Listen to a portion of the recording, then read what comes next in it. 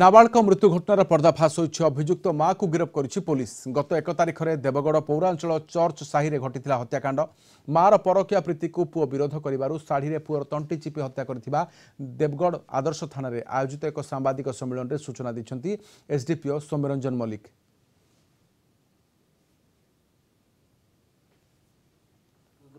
Accused जी अच्छी आम FIR नाम एक्यूज लिली सुनेन तांकर गोटे इलिसिट एफआईआर थिला गोटे रंजन नायक बोलिकिना गोटे व्यक्ति सहित ए बाबद तांकर छुआ जनक जी डिसीज पिला से बाबद से जानिथिला ओ ए बाबद ता माँ को प्रतिवाद भी करथिला बहुत थर।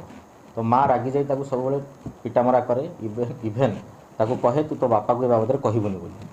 तो गत 1/7/2024 दिन सकाळे जेतेबेले से छुआ स्कूल जीवाई ता माँ को कही माँ कहला तार छोट झील को से स्कूल चिन्मय स्कूल ड्रप करके आसो तू रेडी होता से जो फेरी पुणी प्राय 9टा AM पाखापाखि 1/7/2024 से समय छुआ सहित तार घरे कौन कारण सहित बचस होती से समय छुआ ताकू कहला तुम्हें गोटे अलग लोक सहित शारीरिक संपर्क रखुच आ मते तुम्हें पिटामरा करुच ये बचसारे ता माँ उत्त्यक्त हो गला और ताकू पिटामरा करने सहित ता पाखरे थिबा साड़ी को ता बेकरे चिपी ताकू मर्डर करथिला।